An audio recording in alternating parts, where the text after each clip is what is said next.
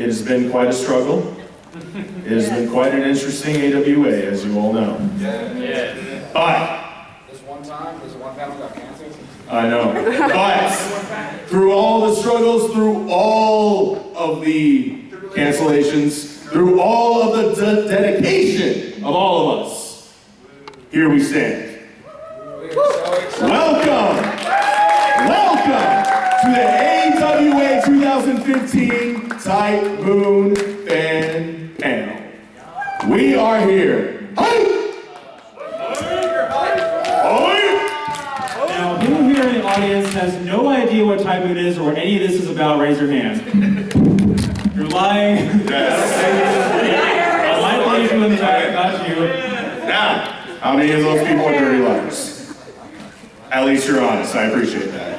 Okay, huge, horrible, ruinous spoilers are probably ensue for those of you who have not seen Based on Unlimited Blade Works or any of the other works, because we'll be talking about them in depth if any questions pertaining to that source material is asked. Quite so. And for those of you who, let me get this real quick. Who here has been to one of our panels before, either here or at MomoCon? Sweet. Excellent. Awesome. So, if you guys were at MomoCon this year, we had a little bit more of a Q&A kind of panel, and we decided that that would be the intelligent thing to do again, because we really enjoyed it. We've established that everybody here kind of has a familiar understanding of what TypeMoon is and what all the works are from the previous panels. So this time we're going to go over everything that has happened from last year till now, all the new stuff that's been released, and we're going to go straight into questions. Yes. It hasn't been much, so don't worry, but there will be a lot of complaining from us. Giving you a slight warning. We're a little salty. We're a tad mad. I'm really salty. All right, so let's go. Huh? Don't assault us. Oh, you're gonna get it. You are within listening distance of this speaker, my friend. You are going to get a hot dose of my opinion. Oh yes. So, the first thing that I think everyone knows about is the TypeMoon work of Unlimited Blade Works, Space Day Night, has finished. The remake of it has finished. Yeah, It's fine. Hard for the movie, but It's fine, they get the point. So, for the most part, the five of us, we enjoyed it, except for one person. I haven't finished it. I got to episode 22, which is when the scene where Shiro and Tosaka have relations, and that was way too much. Trip of all people. I disagree. I would say it wasn't enough. Trip of all people does not enjoy conceptual dolphins. Conceptual magical dolphins, for whatever reason. CGI dolphins especially. CGI dolphins especially. That show's the worst CGI too. Just the CGI, all the students, I'm not sure if y'all knows, but whenever they like do a pan of the school, all the students have the exact same back of the head and they're all walking in Oh no, CGI. watch episode 1 again. The CGI crosswalk from my nightmare. No, CGI cardboard boxes. Unlimited budget works my butt. So that is finished. That had some, in my opinion, some of the best fighting animation I've ever seen ever in any anime ever. It was directed by the same guy that did Card no Kokai 8, right? Six. The bad So the bad one. So it's very kind of similar directing to that movie, where it's like all the downtime, all the in-between scenes are really not that great, and all the action scenes were really well done. It's pretty much the same. The fight scenes are awesome, especially the Berserker Gilgamesh one, which is a fight scene that isn't even really a fight scene originally, except he made it one of the most memorable scenes. You get to see Gilgamesh actually legitimately worried, and it's wonderful. For one frame, he's just like, oh. I think it's the thought that counts. It's always the thought that counts. Okay, so we don't need to go too much into that. I'm pretty sure most of us are familiar with that. Next up is the bane of most of our existences. So who here knows what Fate Grand Order is? Who here likes Fate Grand Order? Wow. Thank you. Okay, so quick rundown of Fate Grand Order. It is a mobile game that you basically do the normal pay-to-win currency, and you get to get control of various servants, and they added 2 new classes, if I recall. Shielder, just Shielder. There's a new class named Shielder. No, I could have sworn there was one more. There's Ruler, and I think there's... Yeah, Ruler. Ruler and Savior already existed. Gilgamesh in a tank? Yes. Okay. Yeah. That would be lovely. But a shield or Name for a DC? servant, a shielder. So yeah, so we have various complaints about this product, stemming from everything between servant choices to class decisions to something that I'm going to let Trip complain about real fast. You know what's the worst part about this, without a doubt, besides the pay-to-win phone game, horrible everything, besides all the horrible stuff?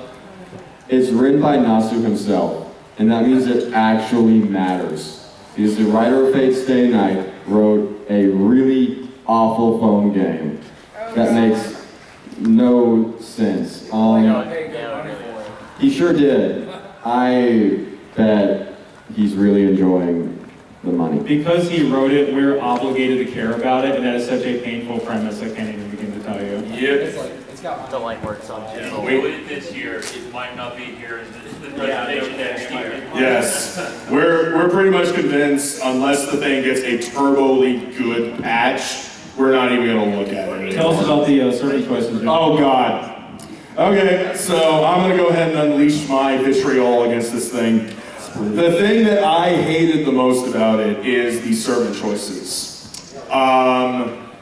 The one that really got under my skin, the one that just made me absolutely infuriated, was one of the writer classes. It was Marie Antoinette.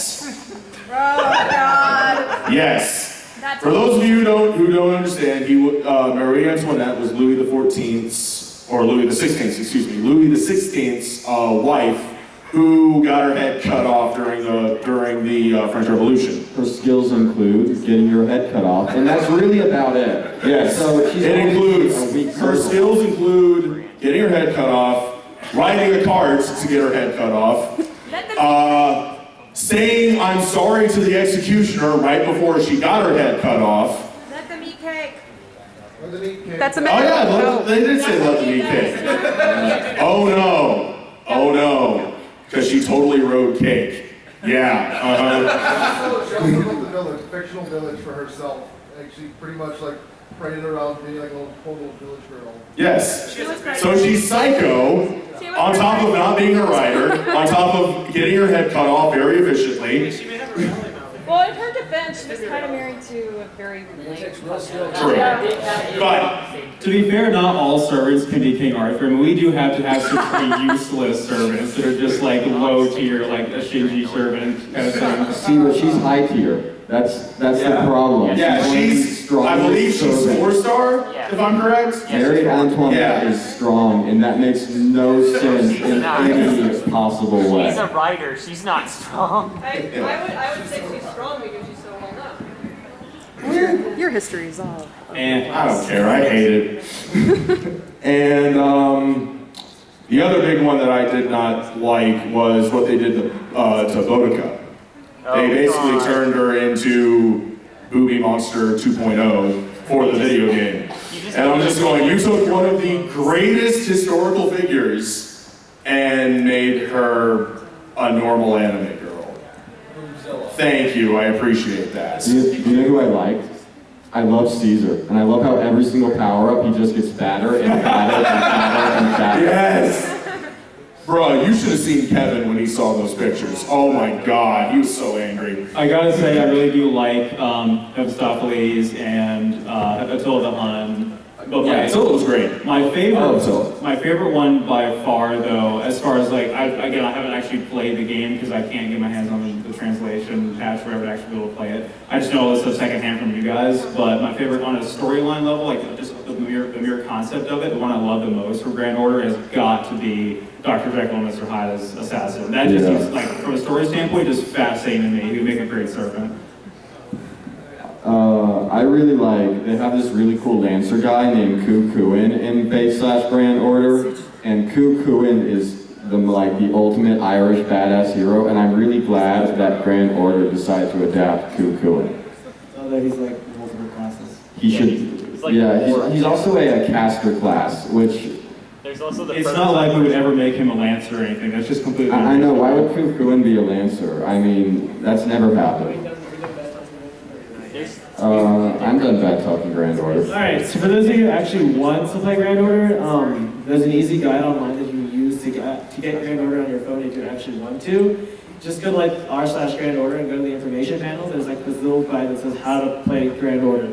It's really great, useful if you actually want to play it. So go check that out. Okay, next up is a anime that came out just 2 months ago, right? It 3 months finished ago? like 3 weeks ago. It's all finished. Yeah. Yeah. It is called Chaos Dragon, and I'm gonna let Trip explain that real fast. This is a short version. This is a collab between Gen Urobuchi, the dude that wrote Bakuno and Durarara, and Nasu, the writer of the TypeMoon Universe, all getting together and basically just having a good time. It works most of the time. It's really cool. That guy, the blonde guy, is literally 23-year-old Miyashiro, and he is the greatest person in the entire show. I mean, if that doesn't sound like the perfect storm for an anime, I don't know what was. Like, it just sounds, I haven't watched it yet myself, but it just sounds unbelievably good just by the combination of the writers and directors. Yeah. And it's basically, the way they wrote it was, instead of it just being a collaboration, they basically did a gigantic D&D campaign. And that's how they established all of the rules. And in every few episodes, not only did they keep up with the story, they switched DMs. So one story would be going in one direction, then depending on the writing habits or personal preferences of another writer, they would just take it in a completely different direction. And then it will ultimately culminate with Gen Urobuchi getting his hands on it, and Making us all cry. yes, and making us all feel feels never felt before. So, if you have not watched that, watch it. It is really good. They even have a Black Knight Captain America. It's fantastic. So that's the majority of the big things that came out in the last few months since MomoCon. So we are going to go ahead and open up the floor for questions. So, if you have a question that you want to throw at us, we have a lovely lady with a microphone right here. And make a line. I wouldn't say lovely, I didn't put makeup on today. Sunday, con. So. Questions. Or do we want to raise our hands? Either or, it don't matter. And I can't. Does no one have anything? Does no one have any questions about the TypeMoon Universe? I'm thinking. Who is That's all this I'm girl? here. Oh, come on. At MomoCon, the first question we got is, can Aelia kill Ort? I mean, come on, you guys have got to do something better than that. I have comments about your opinions on Marie Antoinette, but that can come later. Okay, so that guy in Chaos Dragon, the guy you said it was like Shiro Aelia, Yeah. Can you go back one? does he have some of the one-liners that Shiro has? Please tell me he does. He's 23-year-old Miyashiro, so he's not a complete idiot. His shtick is, his power is, anything he touches is destroyed, except he gets to use it to the best capabilities it can be used right before it gets destroyed. So his weapon's like this giant revolver that just shoots katanas that he wields, hits something, and then it breaks. It is amazing. And he's a OP. great character. Also, something I'd like to mention about this is it's a very unsubtle, this guy's American, he's Japan, and that's China. This is about China invading Japan and America protecting their bases and doing nothing to help Japan. Social commentary at its finest. I wish I was Italian. I want to see some hands raised. Come on, people. Ask it. You? Oh. Who won that? Don't know. So just work your way over. Start Rock, paper, scissors, now. My folks go. Yeah. What historical or legendary character would you like to actually see in a TypeMoon game? Well, luckily we had a panel earlier in the con about this exact topic. Arquade over here had several ideas written up herself, and as well as taking several suggestions from the audience. If you want to go ahead and add the ones that you did. Yeah, I mean, we had quite a few. We had a couple people in the panel. So my choices were Ivar the Boneless, who was a badass Viking who was carried into battle on a shield. He was a rider class, and my other one was Shahrazad, the teller of 1001 Arabian Nights, as a caster. Our panel actually did exceedingly well. I cannot believe how we just filled up that room at 11 a.m. on a Friday. So I think we're going to do it again next year, actually. Excellent. Yeah, and then we all had ones that we contributed to. The audience gave some really good ones too. What did we say? I know George Washington. Yeah. George Washington. Chuck Norris. Oh yeah, someone did say Chuck I Norris. think we all jumped ship at Chuck Norris. I really want Christopher Columbus. And his noble phantasm, he'll be rider class, and he'll have a boat, and his noble phantasm is he spreads disease that kills 99.9% of all That never gets old. I also want General Sherman, rider class. Everyone's a rider class. So you just want the servant that's just gonna run around creating genocide. I just want the servant that I think can just pop their noble phantasm and then win the war real quick for me. Yeah. And I think Sherman can just pop his noble phantasm and be like, what happened? Everyone burned to death, sir. Awesome. Thank you. He would toss everyone's salad to General Sherman. What I suggested was, I think that it's really a shame that, I mean, we talked about the fact that TypeMoon and the Riders of Fate seem to centralize the focus on more Western heroes and drawing reference from cultures other than Japan, like deliberately, and just avoiding a lot of other Japanese historical heroes and that kind of thing. So I think that that's kind of a shame because I feel like some of the most fascinating historical heroes, which you consider to be a hero, come from Japan. And there's a ton of them in the Sengoku era. Like almost all of them could be servants. And the one I think I would choose out of just pure intrigue, just being an interesting person, an interesting character, would be St. Francis Xavier. I'd like Tokugawa, and his noble phantasm would be waiting for everyone to kill them to kill each other. Right? Henry VIII. Okay. So what? He just sleeps with all the women? And then beheads them. Hey, Arthur. Off with their head. Does anyone want to add a servant that they would like to see with their hand raised? Archer and what's over there? Actually, we're working our way down. This is really awkwardly set up Let him here. capture Gilgamesh do it. Vladimir Putin. He's a rider and he rides in on a bear. Bear cavalry. He just punches all the other servants and he just Sambo. Anybody else? Okay, so what are your thoughts on Fate Prisma Aelia, and how well do you think it holds? That did. Oh my god. Yeah, I actually noticed that. Bad. Thank you for bringing that up, because I wasn't going to say anything because I didn't want to bring attention to it, but we totally forgot to put in a Prisma Aelia slide. Yeah. And I realized that about 5 minutes ago.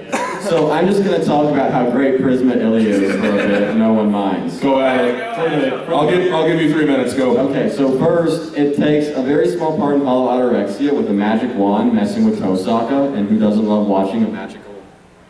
And who doesn't like watching a magical Maho Shoulder wand mess? They're dead. They're all dead. Don't touch Okay. Not a problem. Everything I touch dies. Damn it. So I'm just gonna start talking loudly now. So, and who doesn't like watching a magical wand mess with Tosaka?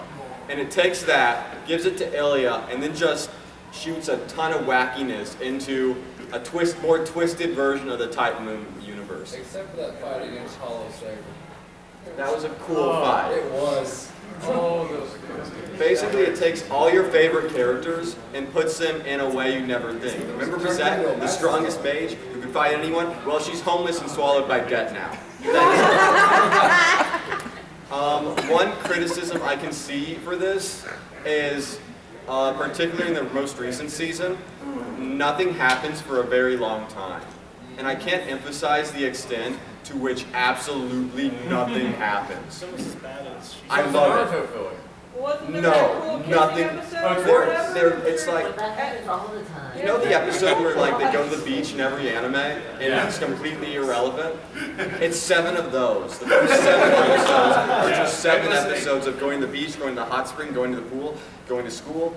Nothing happens. At least it's more interesting than Shiki just going home. Shiki has no personality. Shiki is just a blank slate. Anyways. And it's great. I thank you for bringing it up. Yes. Now that We stuff's like finally legitimately happening. forgot. Thank you very much. The one thing I'll say about Prisma Aelia that I like is that the humor is actually legitimately funny because I think it's kind of like a cultural disconnect, kind of, but a lot of humor that's like written for anime just kind of falls flat in some American audiences. Prisma Aelia is funny. It's legitimately funny. Like all the jokes like had me laughing out loud, and it normally never happens with an anime. Maybe it's because of all the inside humor, much of how like Carnal Phantasm did it. But it's all the in jokes, and you already know what's going on. You know why it's funny. Yay, tech. Woo! I don't have to yell. That's all. Okay. Hey. Okay, alright, here's a question for you. Hey, this is not a mic. The microphone works now, I can come over there. Okay, sorry. True story. Okay. Okay, here's a question for you guys. Say that you yourselves were thrust into, say, about 100 years from now, but you were able to summon a servant from 100 years today. from now? Yes, but you were able to summon someone from, like, today, a historical figure, as far as that is concerned in modern days. Well, any person you could summon, minus Chuck Norris. I summon President Obama. I kind of knew that was happening. So, can you give us a little bit of a time window? That way we I'd say within the last 100 years. Okay, so can I summon Richard Nixon? I think Richard Nixon would make a really devious caster class. I really think Nixon could find a way to win as caster, and no one would see it coming. Democracy with China, democracy with China. I would summon General Patton to ride in the battle on a tank. Just ride in, roll over everything. You know, like the tank? Like the tank? Yeah. Yeah, I kind of approve of that. Honestly, like, let's just face it, our kind of modern history and current culture is kind of crappy. I mean, there's not really anyone I would consider in this modern world that's living today that I would even remotely idolize as heroic. That's something John Cena. John Cena! I take it back. Absolutely summon John Cena. Can I summon anyone from modern day? I'd summon Nasu, the writer of TypeMoon.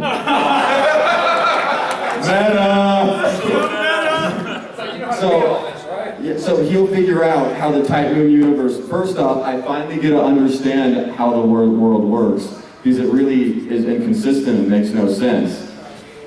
But more importantly, Nasu can know all the weaknesses of all the servants because he wrote them. No, we would all be masters. You would summon Nasu and I would summon Geno Roboshi, and Geno Roboshi would find a way to kill Nasu and make you cry. And then we'd summon the Durab Bakano creator and make Chaos Dragon again. If I were to pick somebody, I got it. Robert Downey Jr. I would go Robert Downey Jr. Right on. The only man who has played himself in every single movie he's ever been in. Yeah, okay, I can see that. In fact, I'd even have him go as an assassin. Because he's such a charming individual. He would just be able to come up to you. You wouldn't know.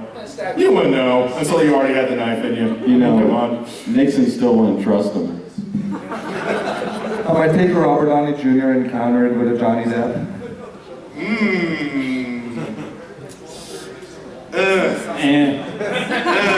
I'd rather have Robert Downey Jr. because at least he's acknowledging about his drug addictions.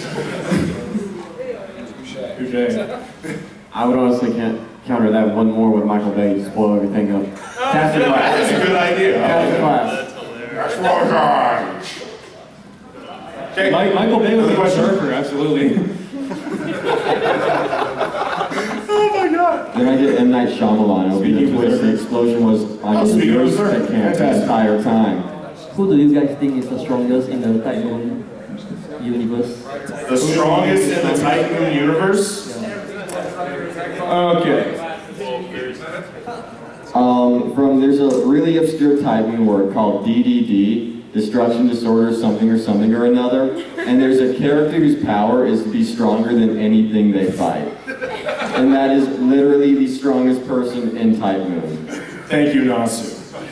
So he made this very easy for us. Well, actually, if you want to get into that discussion, though, there's actually an official tier list that Nasu has confirmed as what he thinks is the strongest characters in order. And Nasu's wrong, but it's okay. Yeah, it's very. We tend to disagree with a lot of this, but for the most part, we can kind of reason with it, and it ranks all the masters, all the servants, and all the other characters, all the dead apostles, and all the types and everything in there. I honestly like the tier list made by the fans a lot more. Yeah. Because Nasu's wrong. Nasu doesn't understand what he wrote. Nasu's forgotten most of the things he's written. Well, can we talk about some of the higher ones on Shiki and? Yeah, Shiki being True Shiki is top tier. Yeah. You guys are forgetting about the strongest, Ujimura Taiga. Oh, well. She's God tier. Yeah. Just OP. I just don't want a kendo upside my head. I ain't about that life. No, I think they also said in the tier list that all the types, Type Mercury, are on the very top as well. They're basically unto a god and all intents and purposes unbeatable. Yes, sir. All right, so you said earlier that there is some conflicting information with the TypeMoon Universe from different sources, and I'm wondering how you rate credibility between different anime and between different characters in those. Well, not just anime, but sources, I guess. Are you talking about inconsistencies with the adaptations, or? No, I mean, I see what he's saying. Personally, this is how I do it. There's Fate Stay Night and Tsukihime and Maho Suki no Yome, and that's important because those are written by Nasu. If it's written by Nasu, it's the most important, unless it's Fate Grand Order, which I like to just pretend doesn't exist. Kirin no Kyokai is written by Nasu, but it takes place in an alternate universe of the TypeMoon Universe. So I count it with half credibility.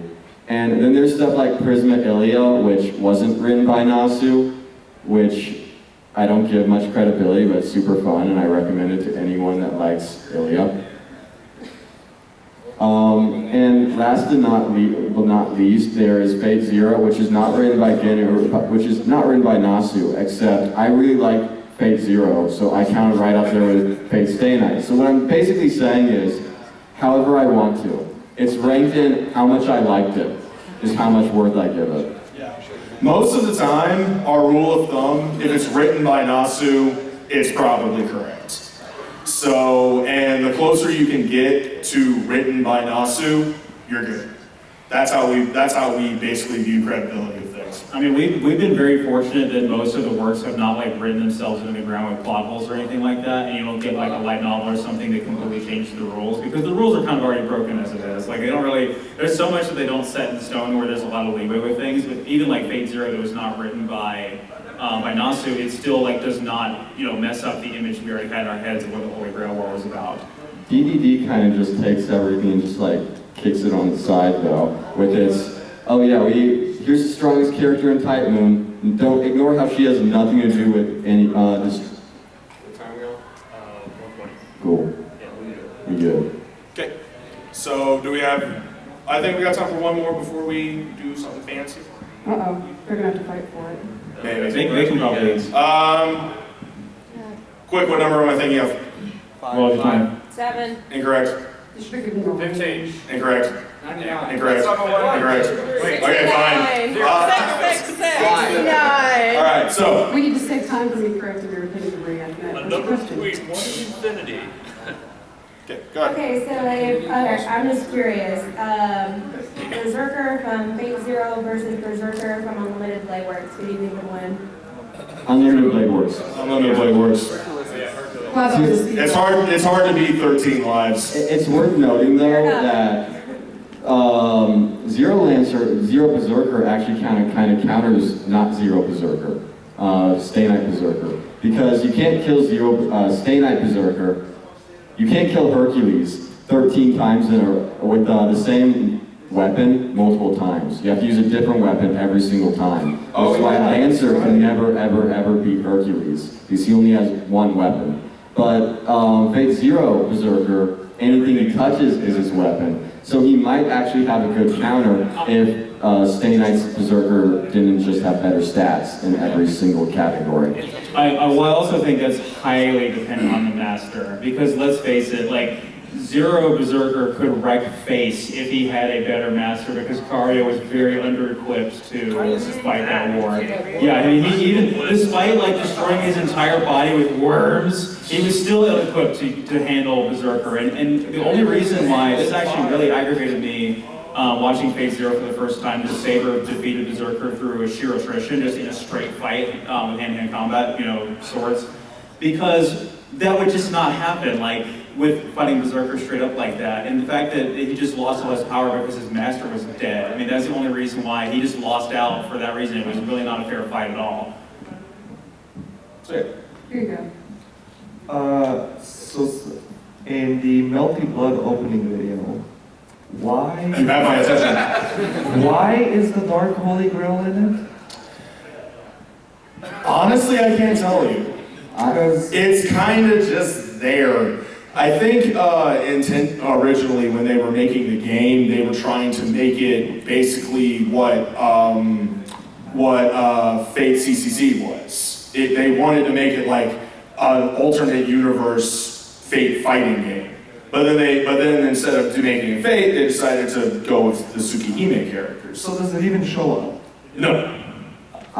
It shows up once at the end when you're trying to kill Scion's dad. And it's basically like, here it is, you remember that thing? Okay, onward.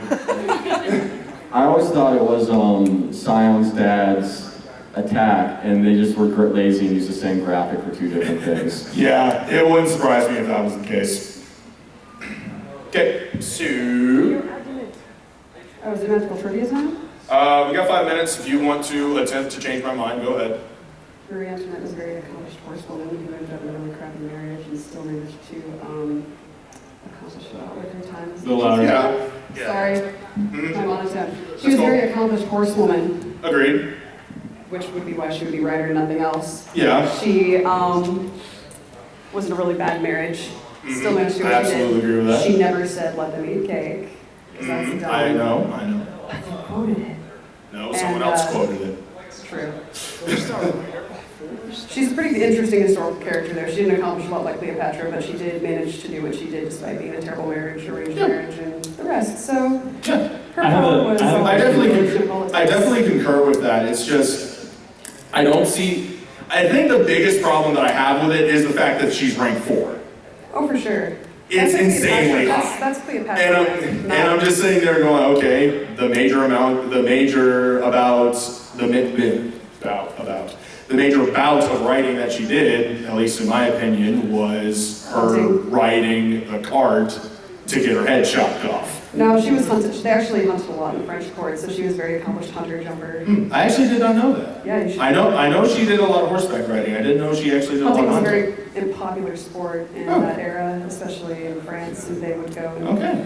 The more I know. and chase hounds and then shoot deer. Okay. And then kill them brutally, but that's a thing. Okay. I submit my point. Thank you. Thank you for enlightening me. I love me some historical fiction, ask me. So, we have about 5-ish minutes, thereabouts. So, we are going to finish up with a little bit of trivia. And to juice up the pot, we have been donated by a lovely saber, the saber right over there, a saber lily figure. Yeah, I know, right? Oh my God. So, we have a saber lily figure here. We slightly want it, but we think it would be better to give it to you guys. If you're a TypeMoon fan, you know automatically that you just need Saber in your life, and this is irresistible. Absolutely, absolutely. So, this is how this is going to work. We're going to have ourselves a little trivia contest. It will be a gauntlet style. And the way it works, you will come up to us, and you must pass the 5 trials. I don't know if all of us thought up questions, but Oh, I absolutely did. okay. I don't know if all of us thought up questions, but you must pass the trials in order to get this. If you are able to pass all 5 trials, you'll get it. Everybody understand? Yes. Okay. So, How are we going to pick the? I don't know. Anyone want to take a stab? Go ahead, man. Come on up. You, Archer. Anyone else? Anyone else want to take a stab? Hey, there's 5 people. We can do that. Yeah. Okay. So Sass, you there in the back, and Graham. Oh, Graham. Come on up. Come on up. Start with you, Fab. All right. All right. Who wishes to unload their opinion first? I'll give the first question. Go ahead. What's the name of the magical stick in Prisma Aelia? The main one that Aelia uses. What's the name of the magical stick in Prism Aelia that Aelia uses? If I'm not mistaken, it would be Ruby. Add one more word.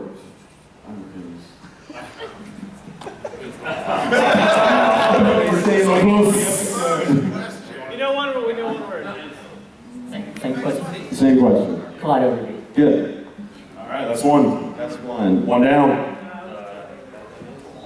All right, so fake grand order. Iskander is summoned again, but which version of Iskander is it? Kyoto Iskander. You know, Well done. How hard is your question?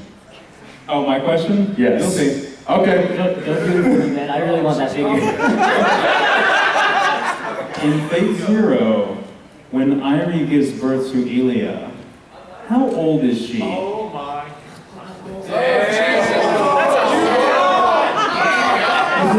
I would just like to add. I would just like to add. You're a terrible person. Okay, Joe, you're now figuring it out. He is being that kind of guy. When she was born. I'm sorry, How that's old is very she? different. I'm just gonna take a shot because I know it's like really young. 3 years old? Close, but no. Alright, we gotta do this. 4 years. Close, but no. 5. Close, but no. Okay, we'll change the question. All right, we'll change the question real quick. We'll change the question. I'm gonna say 6, even though I'm not playing. No, you're. No. 7? Does anyone It's know how 7, old isn't it? Irie is? Because this is Zealous. This is I in the know. canon. Oh my god. 9 years old. Aelia is, Irie's field is 9 years old when she gives birth to Aelia. Then 3 years wasn't Yeah. close. That's So 3 what? times the first I mean, guess. it's still So now what?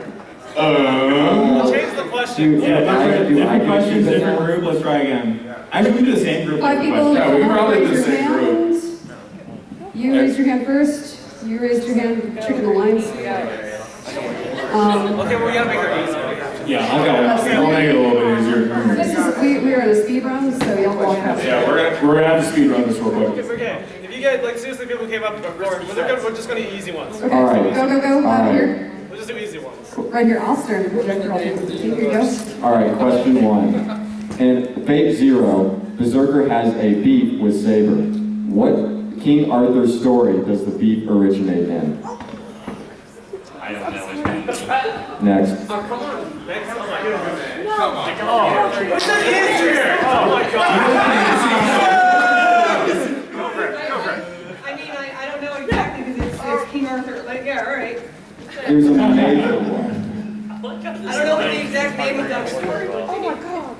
Say it into the nice and round table. I'm not in what's That's the universe. I'm talking about the specific story. It has to do with Lancelot's relationship with Guinevere. Yes, what's the name of this?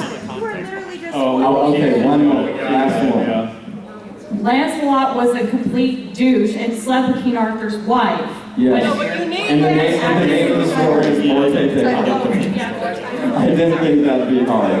Okay. Did you say more there?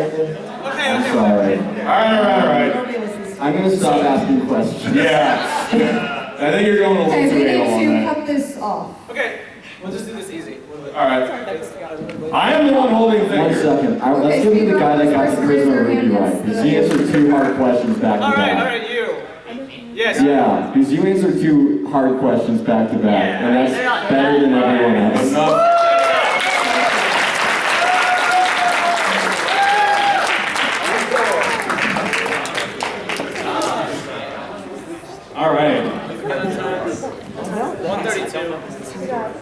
cool.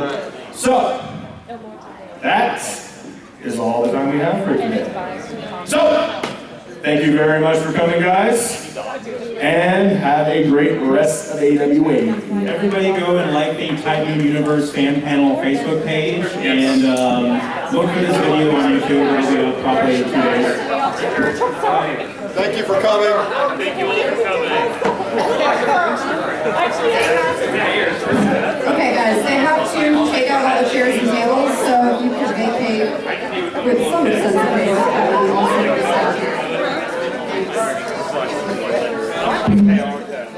Because it's canon, it's established.